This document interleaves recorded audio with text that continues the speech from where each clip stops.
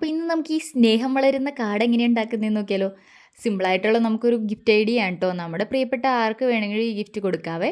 അപ്പോൾ നമുക്കിതെങ്ങനെയാണ് ഉണ്ടാക്കുന്നതെന്ന് നോക്കാം. അപ്പോൾ അതിന് വേണ്ടിയിട്ട് ഞാനിവിടെ യൂസ് ചെയ്യുന്നതെന്ന് പറഞ്ഞാൽ നമ്മുടെ സ്കെച്ച് ബുക്കിൻ്റെയൊക്കെ ഒരു പേപ്പറാണ് കേട്ടോ യൂസ് ചെയ്യുന്നത്. നമ്മുടെ ഡ്രോയിങ് ഷീറ്റ് പോലത്തെ പേപ്പറാണ് യൂസ് ചെയ്യുന്നത്. ഇച്ചിരി കട്ടിയുള്ളത്. ഇതിന് പകരം നമുക്ക് ചാർട്ട് പേപ്പറൊക്കെ യൂസ് ചെയ്യാം കേട്ടോ. ഇച്ചിരി കട്ടിയുള്ള പേപ്പർ ആയാൽ മതി. അപ്പോൾ സെയിം സൈസിൽ 2 പേപ്പർ ഞാൻ കട്ട് ചെയ്തെടുത്തിട്ടുണ്ടായി. അതിൻ്റെ അകത്ത് ഒരെണ്ണത്തിൻ്റെ നടുക്കുന്ന് ഇതുപോലൊരു ഓപ്പണിങ്ങും കൊടുത്തിട്ടുണ്ടായി.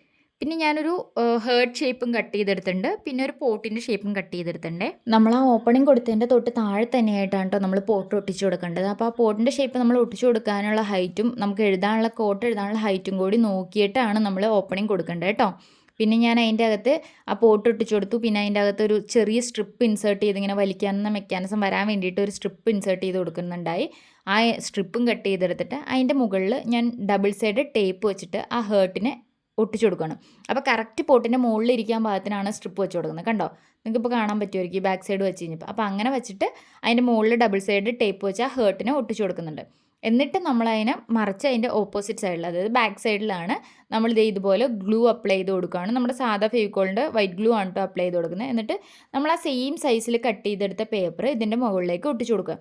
അതെന്തിനാണെന്ന് വെച്ച് കഴിഞ്ഞാൽ നമ്മുടെ മറ്റത് കാണാണ്ട് ഇരിക്കാൻ വേണ്ടിയിട്ടാണ് കേട്ടോ, ഹൈഡായി. അപ്പോൾ നമുക്ക് ഒരൊറ്റ കാർഡിൻ്റെ അകത്ത് ഇങ്ങനെ ഒരു മെക്കാനിസം ഇത് ചെയ്യുന്ന പോലെ നമുക്ക് തോന്നും. അപ്പോൾ അങ്ങനെ തോന്നാൻ വേണ്ടിയിട്ടാണ് ഇത് ചെയ്തത്.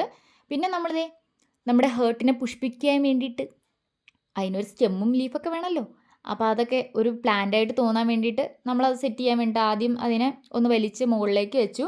അതിനുശേഷം നമ്മൾ ലീവ്സും സ്റ്റെമ്മൊക്കെ വരച്ചു കൊടുക്കുന്നു. ബ്ലാക്ക് ഇങ്ക് വെച്ചിട്ട് വരച്ചു കൊടുത്തു. എൻ്റെ ഇച്ചിരി ഭംഗിക്ക് വേണ്ടിയിട്ട് അതിനകത്ത് ബ്രഷ് പെൻസ് യൂസ് ചെയ്ത് ഞാൻ ഗ്രീൻ കളറൊക്കെ കൊടുത്തു കേട്ടോ.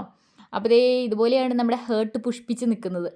പിന്നെന്താ, നമ്മളതിൻ്റെ താഴെ ലവ് ഗ്രോസ് എന്ന് പറഞ്ഞിട്ട് ഒരു കോട്ടാണ് കേട്ടോ എഴുതി കൊടുക്കുന്നത്. ഇപ്പോൾ നമുക്ക് അതിൻ്റെ ഇടയിൽ എന്ത് വേണമെങ്കിലും എഴുതാം. അപ്പോൾ നമുക്ക് എഴുതാൻ എന്തോരം സ്പേസ് വേണോ അതനുസരിച്ച് ചെയ്താൽ മതി. അപ്പോൾ ദേ ഇങ്ങനെയാണ് ഇതിൻ്റെ ഫൈനൽ ലുക്ക് വരുന്നത്. നമ്മുടെ പുഷ്പിക്കുന്ന ഹേർട്ട് അങ്ങനെ റെഡി ആയിട്ടുണ്ട് കേട്ടോ. നമുക്ക് ആർക്ക് വേണമെങ്കിലും ഗിഫ്റ്റ് കൊടുക്കാം. ഒരു ക്യൂട്ടായിട്ടുള്ള ഗിഫ്റ്റ് ഐഡിയ ആണ്. അപ്പോൾ ദേ ഈ സ്ട്രിപ്പിൽ നമ്മൾ താത്തവും ബുക്കും ചെയ്യുന്നതനുസരിച്ച് നമ്മുടെ ഹേർട്ട് ഗ്രോ ചെയ്തുകൊണ്ടിരിക്കും. ഇങ്ങനെയൊക്കെ ഉണ്ട്. കുറച്ച് വെള്ളമൊക്കെ ഒഴിച്ച് വെച്ചിരിക്കുമ്പോൾ പൊങ്ങി അങ്ങ് മുളച്ച് വരട്ടേന്നേ. അപ്പോൾ അത്രയേ ഉള്ളൂ ഇന്നത്തേക്ക്. Bye bye. അപ്പോൾ ഇഷ്ടപ്പെടുവാണെങ്കിൽ ലൈക്ക് ചെയ്യാനും ഷെയർ ചെയ്യാനും സബ്സ്ക്രൈബ് ചെയ്യാനൊന്നും മറന്നു പോകരുത് കേട്ടോ. ഇതുപോലത്തെ പുതിയ പുതിയ ഐഡിയാസിന് വേണ്ടിയിട്ട് സബ്സ്ക്രൈബ് ചെയ്ത് വെച്ചോ. Bye bye.